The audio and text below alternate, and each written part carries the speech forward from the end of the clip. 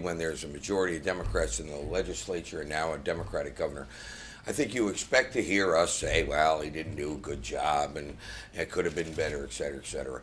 So discount what we're saying.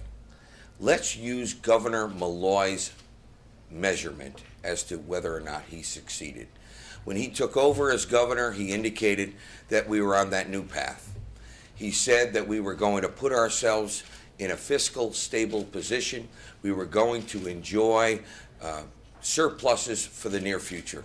And as a result of that, Connecticut was open for business. Municipalities, the people of the state of Connecticut could say, thank God, we're now stable again. It was this governor who said, no more tricks, no more gimmicks. I'm going to have the most transparent government in history. It was this governor who said, I will not borrow money to pay for operating expenses. Those are his words, not ours. And then when you look at ourselves and where we sit today, we have a deficit that is growing. We have deficits that will grow into the out years. We have borrowed money unabashedly to pay operating expenses. We have cash pool resources to pay our bills right now that are the lowest in history. Using Governor Malloy's standards that he set for himself, I believe we had a failed session. To give credit where it's due, we did education reform. Was it historic, bold, and sweeping? No, that's not his fault. It's something we should have done a long time ago. But I do, and I think Senator McKinney gives the governor credit for putting that very controversial package on the table. He made it a little harder for us to pass than it should have been because, unfortunately, of the rhetoric with regard to the teachers. But credit where it's due, we did a bipartisan education reform package. So on balance, again, use Governor Malloy's measurement as to how we did, and by his own measurement, we had a very disappointing session.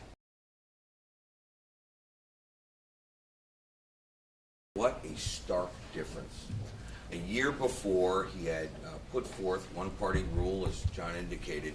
His budget, it was his way. The Democratic legislature said, what is it you want, boss? We'll do it your way. And because the results had not yet been shown, he was able to say, I changed government, I transformed this, I'm transparent, honest government, et cetera. And if you remember last year, the legislators pounded their desks and applauded and stood up, et cetera.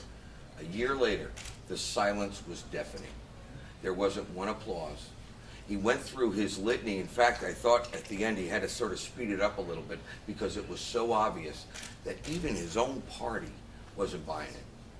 There wasn't that same enthusiasm. He was taking credit and sort of filling in the story that really never happened.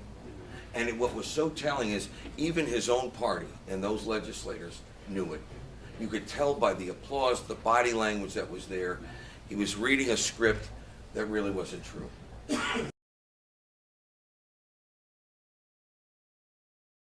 When you spend more than you said you would spend, when you save less than you said you could save, and when the revenues you're getting from tax increases aren't coming in the way you had hoped, add those three things together, deficits get bigger. That's simple.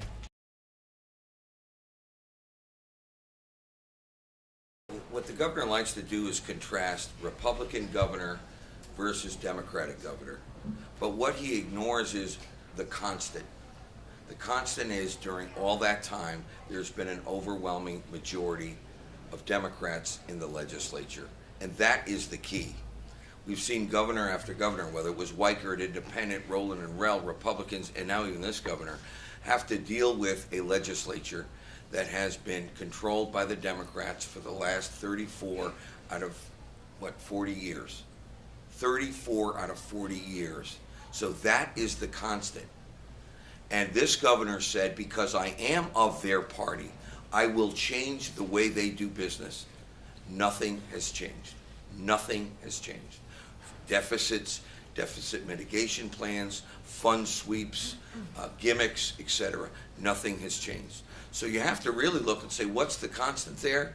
A Democratic majority in the state legislature.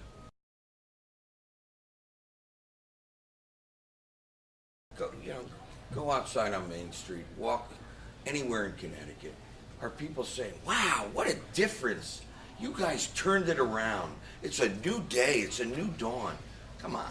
It's the same stuff. People are still out of work. Many are losing their jobs and their homes. They don't look at Connecticut. You saw the Q poll. Whether it's the legislature, the governor, it's like, the hell with all of you. You're still doing the same stuff. John and I and our colleagues on the other side of the aisle, the governor took credit for what we did in October. It was a small step. It certainly wasn't huge. But when you take those steps in a positive manner to try to send a signal to the world, hey, we're trying to create jobs and attract business, and then at the same time do paid sick days, minimum wage, and some of the other pieces of legislation that are rated as anti-business, you know, the world looks at you and says, well, which is it? Are you pro-jobs and pro-business?